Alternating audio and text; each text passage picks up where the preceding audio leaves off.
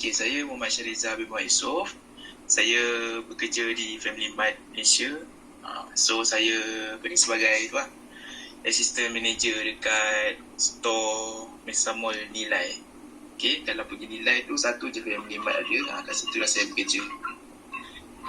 Okay, macam pertama lah saya kenalkan dulu apa Family Mart ni buat semua kan. Okay, Family Mart ni sebenarnya daripada syarikat Jepun lah. Dia macam CBE juga, lebih kurang lebih kurang macam CBE. Tapi dia sekarang ni pun dia macam sama lah macam CBE, di mana sekarang ni Family Mart dekat Penang yang paling terbaru, dia buka store yang ke-200 tak silap lah. Okay, yang ke-200, di mana dia memfokuskan dulu di di pantai barat dulu lah. Tu yang ada yang tanya kenapa yang tak ada dekat pantai timur, dekat Kelantan, kat Pahang semua kan. So dia memfokus kat pantai barat dulu, contohnya di Lembah Kelang. Okay, Lembah Kelang. Lepas tu dia maybe akan buka 600 store lagi pada tahun 2025. Okay, Family Mart Malaysia ni sebenarnya dia macam tu lah, pemegang dia macam buat perjanjian dengan Family Mart Jepun. Nama dia Family Mart Company Limited kat Jepun tu, di mana QL Maxicom nama dia, yang company yang pegang lesen tu lah untuk menggunakan nama Family Mart ni. Family Mart Jepun ni selama kontrak dia selama 20 tahun. Okay, di mana tahu kan Family Mart ni ada retail lah, sebiji macam sebiji macam CBE yang kat Malaysia ni ada. Okay, tu lah sedikit pasal Family Mart lah Malaysia ni. Okay, apa-apa lagi, tanya soalan lagi Hati nak start dulu? Tanya je. Apa yang jawab? Okay, direct terus pada soalan tu je lah. Boleh.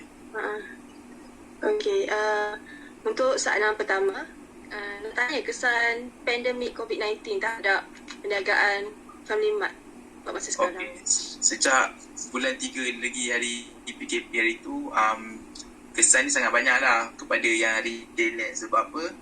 Satunya, kita terpaksa tutup awal. Dulu masa PKP mula-mula bulan 3, pukul 8 dah tutup. Sebab waktu tu lah, waktu pukul 8, pukul 9, pukul 10 tu waktu paling memuncak lah orang datang kedai retail ni, di mana orang nak beli makan semua, orang baru balik kerja kan. So kita terpaksa tutup awal atas dasar kerajaan lah, suruh tutup awal tu. So di situ kita telah mengalami kerugian yang banyak lah, di mana apa orang cakap memang sangat rugi lah untuk perniagaan retail yang kecil macam tu. Okay, keduanya kita terpaksa hantar kita punya pekerja tu kan ke store yang lain terdekat lah. Contohnya kalau ada store-store yang Family Mart yang terdekat tu tak cukup orang ke, yang macam tak cukup orang, kadang-kadang ada yang kedai yang lain tu ada pekerja yang macam ada yang terkena COVID, ada kes yang dah terkena COVID tu, so dia terpaksa di kuarantin kan.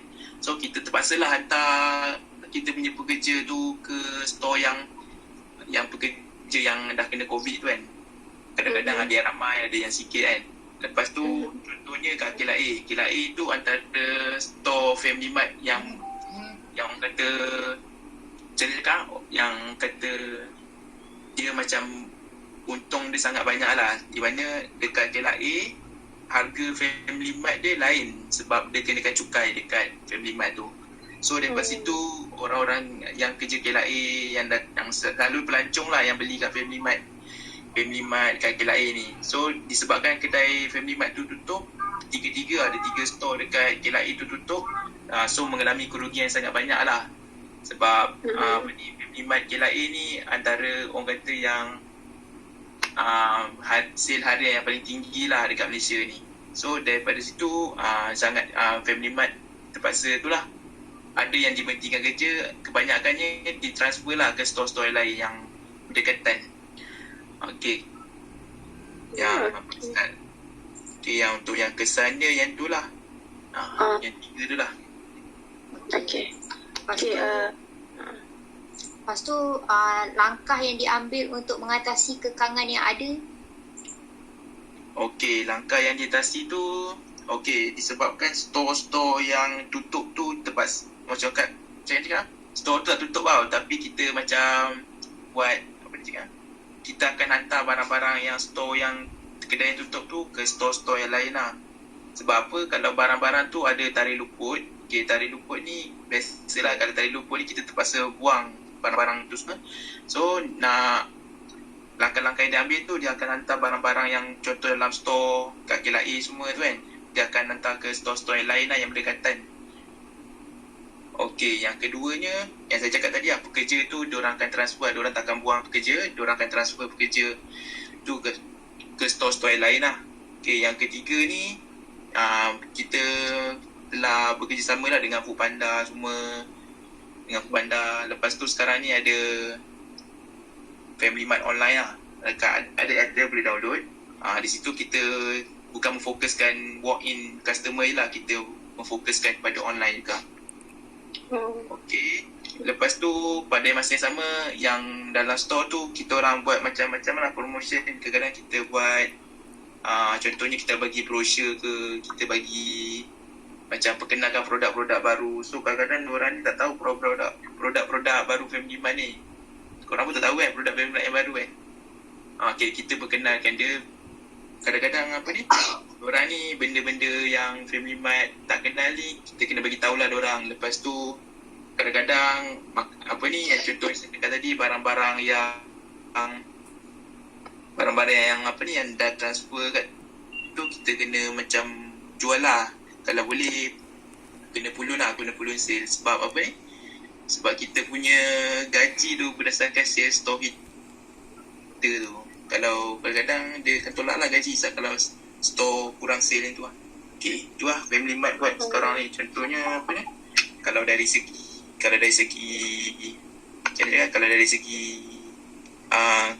waktu dia buka tu kan, kita kena tu lah, kita kena macam jual produk lah, macam-macam produk kita kena bagi tahu diorang. Lepas tu bagi diorang beli. Sebab kita dah sangat terkesan dah ni, macam retail ni dah banyak terkesan dah. Sebab tu dia nak recover balik, kita kena buat lebih kerja lah. Okay, dari situ lah langkah yang diambil yang Family Mart yang saya terpaksa kerja ambil lah.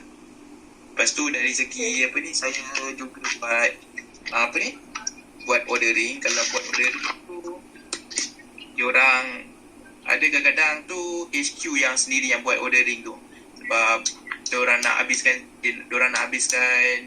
produk tu, diorang akan order sebanyak mungkin ke store-store yang orang kata sale yang tinggi lah. Contohnya macam kadang-kadang kita order sikit benda tu sebab kita tahu stok kita ni tak mampu nak banyak-banyak kan, tapi HQ akan order juga tu.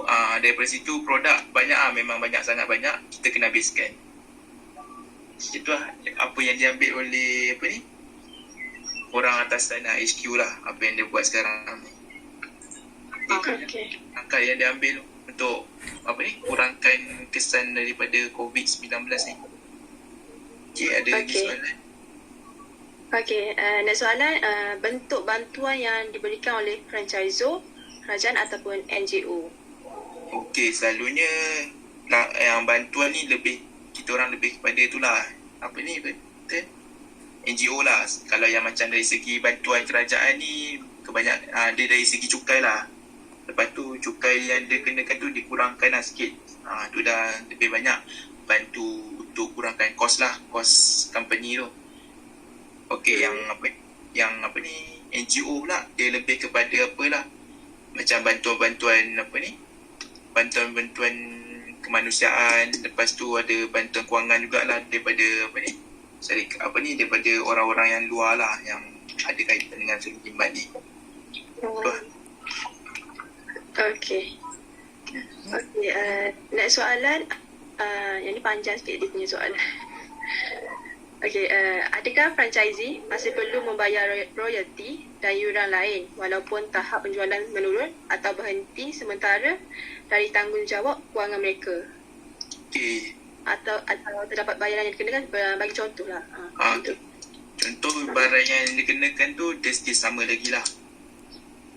Di mana setiap yang barangan yang kedai-kedai store yang kecil ni bayar jugalah kepada HQ dia untuk macam contohnya dari segi pembelian barangan semua kan, macam contohnya beg-beg plastik semua tu, dari segi macam pembelian barang-barang untuk keperluan kedai lah, kita still bayar lagi kepada HQ dia untuk beli barang kat mereka.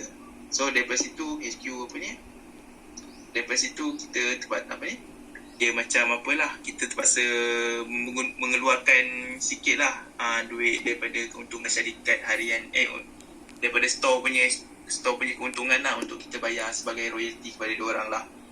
Dan dari segi timbal baliknya diorang akan berikan lah macam tu barang-barangan semua, royalty dari segi macam tu lah. Macam yuran tu yuran still sama lah, kita still bayar lagi dekat diorang. Lepas tu yuran kita macam ada bayar juga kepada majlis bandaran semua. Tu still macam biasa lah. Macam tu. Okay. Lepas tu bagaimana dengan kadar sewa? Adakah kita kerjasama dengan okay. Dari segi kadar sewa ni bagi saya still sama lagi lah, sebab mall dia nak buat untung, so dia still mengenakan sewa yang sama lah, tak ada turun, tak ada naik semua. Tapi dia punya kadar tu still sama, dan dia punya sewa kepada mall yang kita gunakan tu dia tak ada bagi penangguhan lah sewa semua. Dia still, even kita teruk kesan sekalipun kita terpaksa bayar benda tu, sebab itu kita punya perjanjian dengan mall semua. Okay. Lepas tu ada pengubahsuaian tak pada manual operasi seperti berkaitan dengan langkah-langkah kesihatan dan keselamatan? Boleh beri contoh? Okey, dari segi langkah dan keselamatan ni memang ada lah.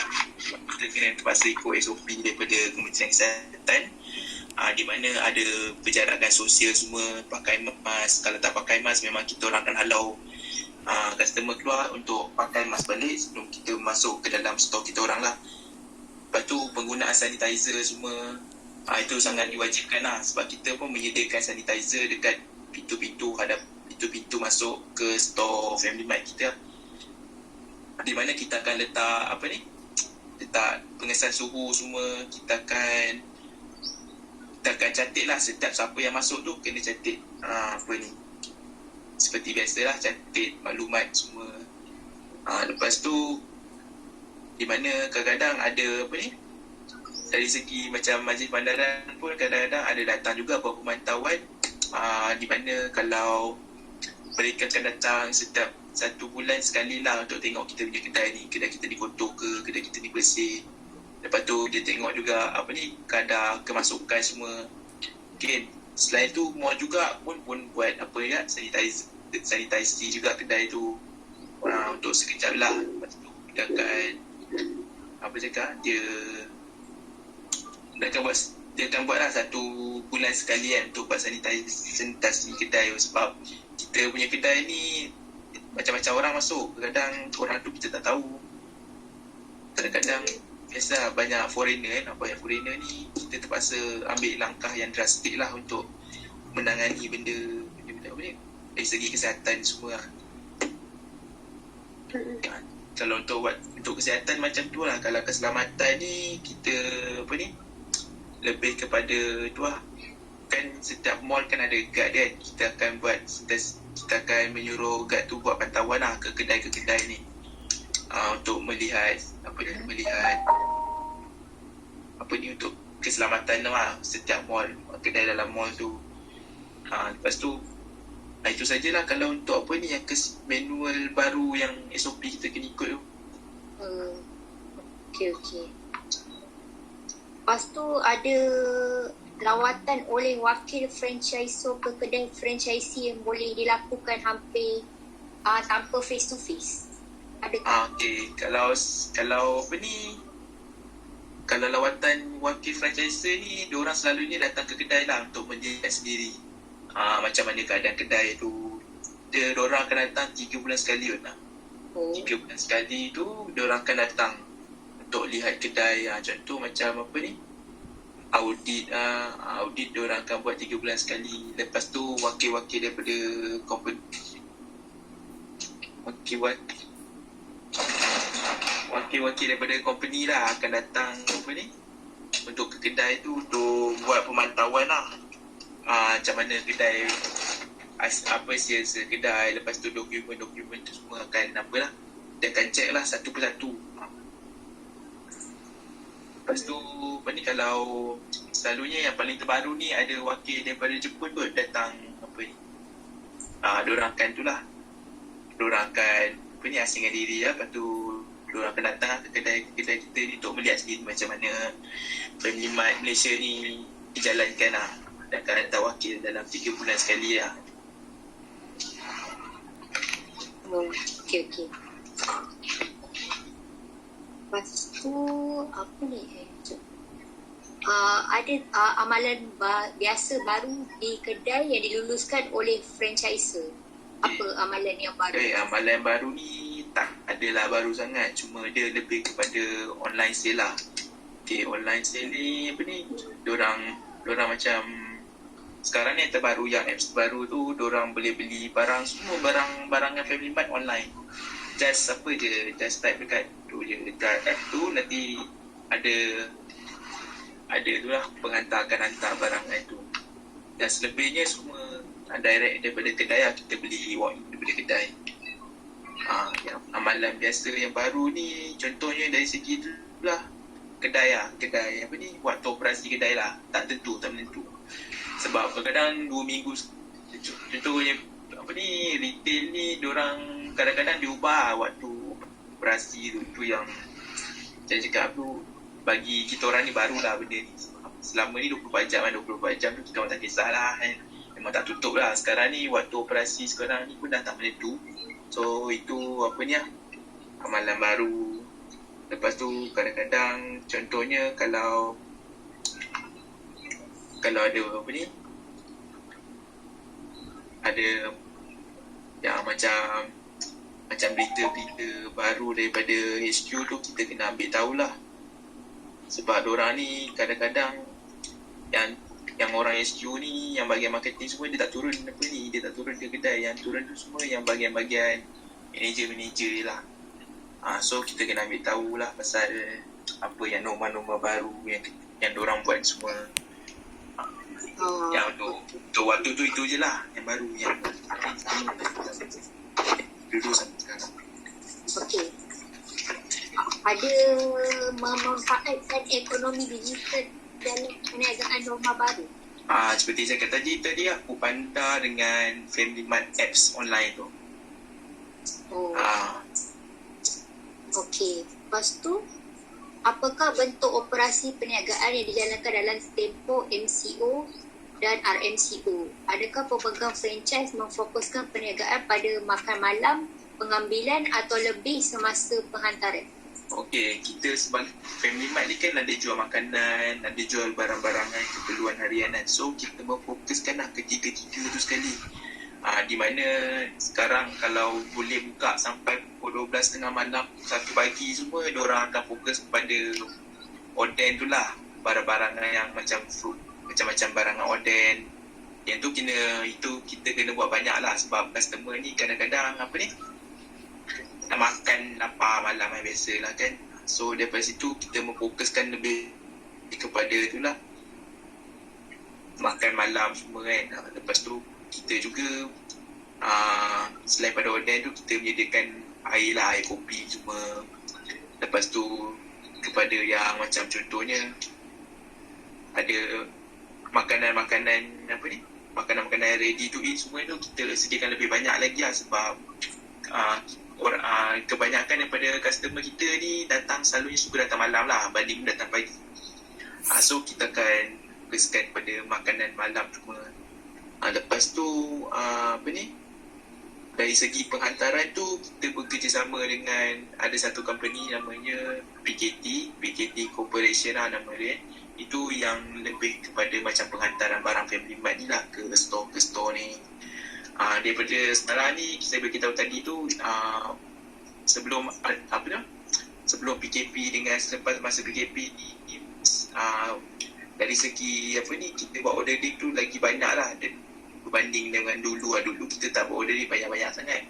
Sekarang ni kita terpaksa buat ordering banyak, di mana kita tengok pun customer pun makin banyak, ramai datang kan. Lepas tu dari segi macam contohnya pengambilan barangan tu memang kita tengok data daripada barangan yang orang ambil pun sangat banyak lah. Berbanding sebelum PKP. Semasa PKP tu kan kita boleh pergi mana-mana je lah, kedai retail mana-mana, kedai makanan pun banyak buka lagi kan. So sebab PKP ni kedai makan pun banyak dah tutup awal. So diorang ambil inisiatif pergi ke kedai retail lah untuk beli makanan semua. So dari segi yang dari segi kita punya penambahan makanan tu lagi banyak lah berbanding sebelum PKP lah. Okey, lepas tu ada membuat perubahan dari segi model perniagaan. Contohnya penggunaan perkhidmatan makanan panda dan merebut macam tu lah.